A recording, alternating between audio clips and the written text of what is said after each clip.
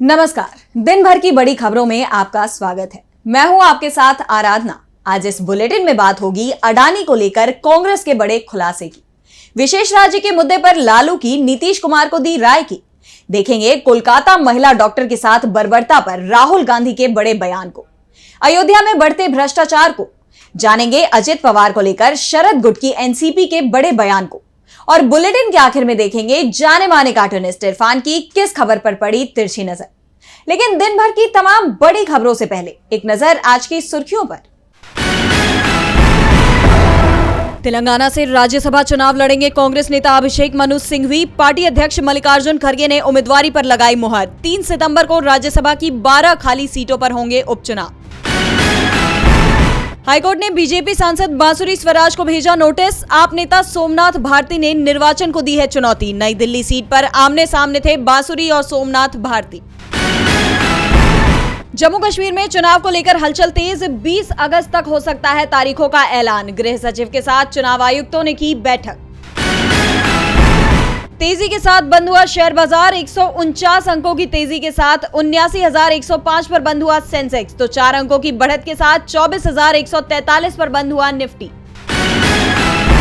ये तो थी सुर्खियां। अब बात आज की सबसे बड़ी खबर की।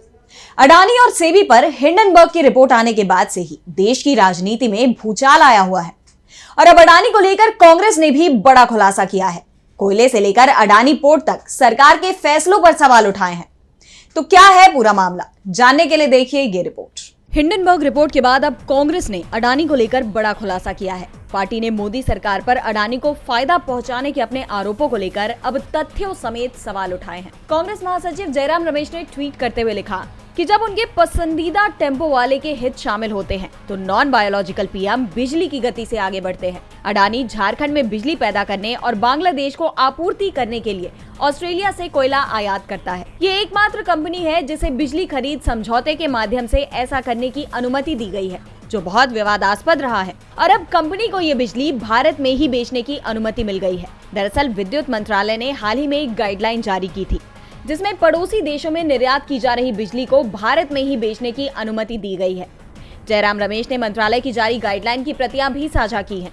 तो वहीं इसके साथ ही गुजरात में बने अडानी पोर्ट को लेकर भी सवाल उठाए हैं। जयराम ने बताया कि अडानी पोर्ट्स का वर्तमान में मुंद्रा, हजीरा और दाहेज बंदरगाहों पर नियंत्रण है, और इन पोर्ट्स पर रियायत की यह अवधि आमतौर पर तो 30 साल की होती है। लेकिन अडानी ने गुजरात मैरीटाइम बोर्ड यानी जीएमबी से इस अवधि को और 45 साल बढ़ाकर कुल 75 साल करने का अनुरोध किया, जो मैक्सिमम 50 साल की अवधि से भी बहुत ज्यादा है। लेकिन जीएमबी ने बिना बोर्ड से चर्चा किए जल्दबाजी में गुजरात सरकार से इसकी सिफारिश कर दी। उन्होंने आरोप लगाया कि जीएमबी ने अडानी के दबाव में नियमों में बदलाव भी किए ताकि यह अवधि बढ़ा दी जाए। मुख्यमंत्री और अन्य सभी ने मंजूरी दिलाने के लिए भी जल्दबाजी की।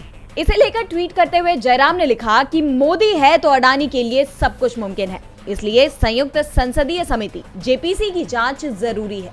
अडानी को लेकर विपक्ष मोदी सरकार पर सवाल उठा रहा है, तो वहीं सवालों में नीतीश कुमार भी बने हुए हैं। पूर्व मुख्यमंत्री लालू यादव ने कहा कि नीतीश अगर चाहें तो बिहार को आसानी से विशेष राज्य का दर्जा मिल सकता है। तो क्या कुछ कहा है लालू ने, देखिए ये रिपोर्ट। बिहार के पूर्व सीएम और आरजेडी प्रमुख लालू यादव ने बिहार के सीएम नीतीश कुमार पर हमला बोला है। उन्होंने नीतीश कुमार पर केंद्र सरकार से बिहार का हक मांगने के मुद्दे पर तंज कसा है। लालू ने कहा कि दिल्ली से अपना हक मांगना नहीं बल्कि छीनना पड़ता है। इस दौरान लालू ने बतौर रेल मंत्री अपने कार्यकाल का जिक्र भी किया। लालू ने कहा कि यूपीए की सरकार में दूसरी सबसे बड़ी पार्टी होने के बल पर हमने 2004 से 2009 के बीच पीएम मनमोहन सिंह और सोनिया गांधी के सहयोग से विकास कार्यों के लिए बिहार को 1,44 करोड़ की विशेष आर्थिक सहायता की राशि दिलाई थी, जबकि नीतीश कुमार 2014 में 31, 2019 में 39 और 2024 में 30 सांसद होने के बावजूद दिल्ली के सामने गिड़गिड़ाते रहे हैं। दिल्ली में हक मांगना नहीं, छीनना पड़ता है। नीतीश कुमार बताएं कि एनडीए के 10 सालों में बिहार को कोरी घोषणाओं के अलावा और क्या मिला है। लालू यादव की इस बात का समर्थन करते हुए तेजस्वी यादव ने भी मोदी सरकार पर बिहार को ठगने का आरोप लगाया। लालू के इस बयान के बाद बिहार की राजनीति एक बार फिर गर्मा गई है। हक मांगने से नहीं, छीनने से मिलेगा। लालू ने नीतीश को तरीका बता दिया है। अब फैसला नीतीश कुमार को लेना है। तो दूसरी तरफ कोलकाता हाईकोर्ट के फैसले के बाद कोलकाता में ट्रेनी डॉक्टर की जान लेने के मामले में सीबीआई ने जांच शुरू कर दी है। इसे लेकर कांग्रेस नेता राहुल गांधी ने सवाल खड़े किए हैं। तो क्या कहा है राहुल ने, देखिए ये रिपोर्ट। कोलकाता में आरजी कर मेडिकल कॉलेज में महिला डॉक्टर के साथ घटी घटना को लेकर देश भर में आक्रोश है। डॉक्टर अस्पताल छोड़कर सड़कों पर उतर आए। सोशल मीडिया पर #जस्टिस ट्रेंड कर रहा है। हर तरफ न्याय की मांग के बीच अब सीबीआई ने जांच की कमान संभाल ली है। पोस्टमार्टम रिपोर्ट में खुलासा हुआ है कि पीड़िता का शोषण करने वाला एक आरोपी नहीं था, बल्कि और भी लोग शामिल थे। आरजी कर मेडिकल कॉलेज के रेजिडेंट डॉक्टर्स ने आरोप लगाया कि रेनोवेशन के नाम पर अस्पताल प्रशासन सबूतों से छेड़छाड़ कर रहा है। इसे लेकर राजनीतिक दलों की तरफ से भी प्रतिक्रियाएं सामने आ रही हैं। कांग्रेस सांसद राहुल गांधी ने भी पीड़िता के लिए न्याय की आवाज बुलंद करते हुए ट्वीट कर लिखा कि कोलकाता में जूनियर डॉक्टर के साथ हुई घटना से पूरा देश स्तब्ध है। उसके साथ हुए क्रूर और अमानवीय कृत्य की परत दर परत जिस तरह खुलकर सामने आ रही है, उससे डॉक्टर्स कम्युनिटी और महिलाओं के बीच असुरक्षा का माहौल है। पीड़िता को न्याय दिलाने की जगह आरोपियों को बचाने की कोशिश अस्पताल और स्थानीय प्रशासन पर गंभीर प्रश्न खड़े करता है। इस घटना ने सोचने पर मजबूर कर दिया है कि अगर मेडिकल कॉलेज जैसी जगह पर डॉक्टर्स सेफ नहीं हैं, तो किस भरोसे अभिभावक अपनी बेटियों को पढ़ने बाहर भेजे। निर्भया केस के बाद बने कठोर कानून भी ऐसे अपराधों को रोक पाने में असफल क्यों है? हाथरस से उन्नाव और कठुआ से लेकर कोलकाता तक महिलाओं के खिलाफ लगातार बढ़ती घटनाओं पर हर दल हर वर्ग को मिलकर गंभीर विचार विमर्श कर ठोस उपाय करने होंगे। मैं इस असहनीय कष्ट में पीड़िता के परिवार के साथ खड़ा हूं। उन्हें हर हाल में न्याय मिले और दोषियों को ऐसी सजा मिले जो समाज में एक नजीर की तरह प्रस्तुत की जाए। महिलाओं की सुरक्षा को लेकर बड़ा सवाल खड़ा हो गया है, तो दूसरी तरफ सवाल अयोध्या में भी सुरक्षा व्यवस्था पर उठ रहे हैं। योगी राज में अयोध्या की सजावट को लेकर लगाई गई लाइटें अचानक गायब हो गई, जिसे लेकर विपक्ष ने योगी सरकार को घेर लिया है। तो क्या है पूरा मामला, देखिए इस रिपोर्ट में। इस समय यूपी में बीजेपी के दावों की पोल खुलती जा रही है। जहां पहली ही बारिश में करोड़ों की लागत से अयोध्या में करवाए गए निर्माण कार्य धुल गए, तो वहीं अब अयोध्या में सड़कों पर लगाई गई लाइटों के चोरी होने की खबर सामने आई है। और इसमें हैरानी की बात यह है कि इसके बारे में प्रशासन तो दूर, वहां की पुलिस तक को जानकारी नहीं है। बता दें कि अयोध्या में रामलला के मंदिर की ओर जाने वाले रामपथ और भक्ति पथ पर लगाई गई 50 लाख रुपए से अधिक कीमत की 3800 बैम्बू लाइट और 36 गोबो प्रोजेक्टर लाइट चोरों ने चुरा ली। चोरी की ये घटनाएं अयोध्या के सबसे महत्वपूर्ण और सुरक्षित माने जाने वाले स्थान पर हुई और पुलिस बल सहित किसी को भी इसकी भनक तक नहीं लगी। और इसके बारे में पुलिस को भी तब जानकारी हुई जब इसके खिलाफ राम जन्मभूमि थाने में मामला दर्ज कराया गया।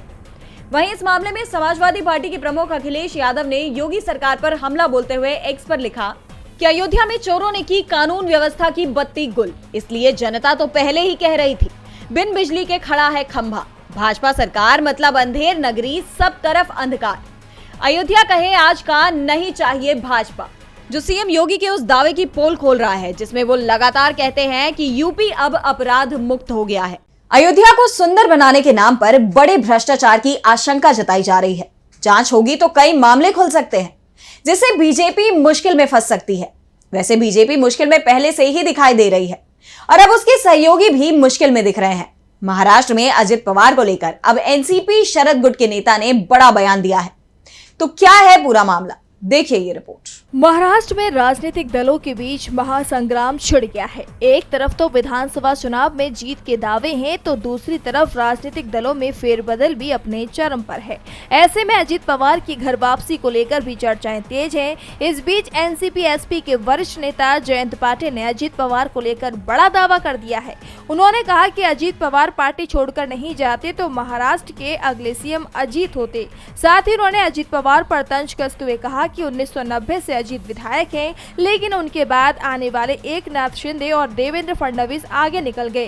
पाटिल ने कहा कि अगर वे पार्टी छोड़कर नहीं जाते तो वे मुख्यमंत्री बन जाते, क्योंकि इस वक्त एमवीए के लिए हालात अच्छे हैं और अब अगला सीएम महाविकास अघाड़ी से होगा। पाटिल ने यह भी दावा किया कि कई नेता उनके संपर्क में हैं, लेकिन वो इस भरोसे में नहीं रहना चाहते कि वो नेता वापस आ रहे हैं, क्योंकि उनके सिर पर जांच एजेंसियों की तलवार लटक रही है। आपको बता दें कि अभी हाल ही में अजीत पवार ने एक इंटरव्यू में कहा था कि पत्नी को बहन के खिलाफ चुनाव में लड़वाना मेरी गलती थी।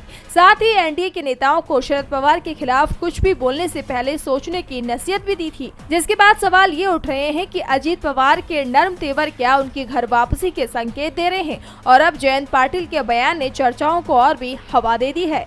एनसीपी में रहते तो सीएम बन सकते हैं। साफ है अजित पवार को भी अपने फैसले पर पछतावा हो रहा होगा। दूसरी तरफ दिल्ली की सत्ताधारी पार्टी आम आदमी पार्टी का दावा है कि केजरीवाल को गिरफ्तार कराने के फैसले पर बीजेपी को भी पछतावा होगा। केजरीवाल जल्दी ही जेल से बाहर आ जाएंगे। केजरीवाल की जमानत पर आज सुप्रीम कोर्ट में सुनवाई हुई। तो क्या हुआ सुप्रीम कोर्ट में, देखिए ये रिपोर्ट। आम आदमी पार्टी के नेता मनीष सिसोदिया जेल से बाहर आ चुके हैं, जिसके बाद सीएम अरविंद केजरीवाल ने सीबीआई की गिरफ्तारी को चुनौती देते हुए सुप्रीम कोर्ट का दरवाजा खटखटाया। केजरीवाल के मामले में बुधवार को कोर्ट में सुनवाई हुई। इस दौरान केजरीवाल की तरफ से कोर्ट में पेश हुए वकील अभिषेक मनु सिंघवी ने अपनी दलीलें पेश की। सिंघवी ने स्वास्थ्य कारणों का हवाला देते हुए अंतरिम जमानत का अनुरोध किया। इस पर कोर्ट ने कहा कि हम अंतरिम जमानत नहीं दे सकते हैं। जस्टिस सूर्यकांत और जस्टिस उज्जवल भुइया की पीठ ने इस मामले की सुनवाई की। वकील अभिषेक मनु सिंघवी ने बताया कि ईडी केस में अंतरिम जमानत से पहले सीबीआई ने केजरीवाल को गिरफ्तार कर लिया, इसलिए वो अभी तक जेल में हैं। वो सिर्फ अंतरिम जमानत चाहते हैं। इस पर जस्टिस सूर्यकांत ने कहा, हम किसी भी तरह की अंतरिम जमानत नहीं दे रहे हैं। सिंघवी ने अदालत से गुजारिश की कि केजरीवाल स्वास्थ्य समस्याओं का सामना कर रहे हैं, इसलिए मामले में जल्द सुनवाई की जाए। सुप्रीम कोर्ट ने मामले की अगली सुनवाई 23 अगस्त के लिए सूचीबद्ध कर दी। इसके साथ ही कोर्ट ने सीबीआई को नोटिस जारी किया है। पीठ ने सिंघवी से कहा कि हम कोई अंतरिम जमानत नहीं दे रहे हैं, हम नोटिस जारी करेंगे। कोर्ट ने सीबीआई से 23 अगस्त तक जवाब मांगा है। केजरीवाल की याचिका पर सीबीआई को नोटिस जारी कर दिया गया है। 23 अगस्त को सुनवाई है और कोर्ट इस दिन केजरीवाल को राहत दे सकता है। तो वहीं बांग्लादेश की पूर्व सीएम शेख हसीना को भी राहत का इंतजार है, लेकिन इस समय तो बांग्लादेश में जो हो रहा है वो शेख हसीना की मुश्किलों को बढ़ाता दिख रहा है। बांग्लादेश में हालात बिगड़ते ही जा रहे हैं। सड़कों पर लगातार कोहराम मचा हुआ है। प्रदर्शनकारी तमाम हदें तोड़ रहे हैं। इस प्रदर्शन में राष्ट्रीय प्रतीकों को तोड़ने की खबर सामने आई है। हाल ही में शेख हसीना के पिता और बंगबंधु मुजीबुर रहमान की मूर्ति को तोड़ने की वीडियो वायरल हुई थी, तो अब भारतीय सैनिकों के सामने पाकिस्तानी सेना के आत्मसमर्पण की मूर्ति को टुकड़े टुकड़े कर दिया गया है। इसे लेकर कांग्रेस सांसद शशि थरूर ने नाराजगी जाहिर की है। थरूर का कहना है कि बांग्लादेश में भारतीय सांस्कृतिक केंद्र को नष्ट कर दिया गया है और इस्कॉन मंदिर सहित कई संस्थानों में भी तोड़फोड़ की गई है। ये सभी चीजें बहुत नकारात्मक है। भारत में लोगों के लिए इस तरह का संकेत आना बांग्लादेश के हित में नहीं है। वहीं इस उठापटक के बीच शेख हसीना का बयान सामने आया है। हसीना ने इस पूरे घटनाक्रम पर दुख जाहिर किया है। 15 अगस्त को मुजीबुर रहमान की डेथ एनिवर्सरी पर मिलने वाली छुट्टी को भी बांग्लादेश में रद्द कराने की मांग उठने लगी है, जिसे लेकर शेख हसीना का कहना है कि मैं इन घटनाओं के लिए जिम्मेदार लोगों की पहचान करने और उन पर कानूनी कार्रवाई के लिए गहन जांच की मांग करती हूँ। मेरे पिता बंगबंधु मुजीबुर रहमान का अपमान किया गया है, इसके लिए मैं बांग्लादेश के लोगों से न्याय की मांग करती हूँ। इसके साथ ही मैं आप सबसे आग्रह करती हूँ कि 15 अगस्त को पूरे मान सम्मान के साथ राष्ट्रीय शोक दिवस मनाएं, बंगबंधु मेमोरियल में पुष्पांजलि अर्पित करें और दिवंगत आत्माओं की शांति के लिए दुआ करें। और बुलेटिन के आखिर में देखेंगे जाने माने कार्टूनिस्ट इरफान की किस खबर पर पड़ी तिरछी नजर।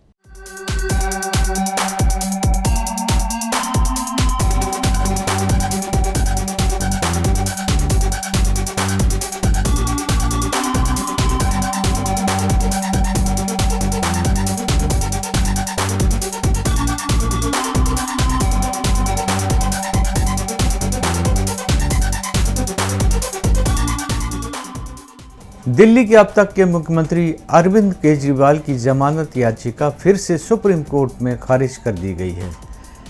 इन दिनों वैसे आसाराम और राम रहीम के जेल से पैरोल की चर्चा हर तरफ है। क्या एक प्रदेश के चुने हुए मुख्यमंत्री को पैरोल पर कुछ ही दिन के लिए सही छूट दी जानी चाहिए थी, ताकि वो कम से कम अपने राज्य में स्वतंत्रता दिवस पर तिरंगा तो फहराते थे।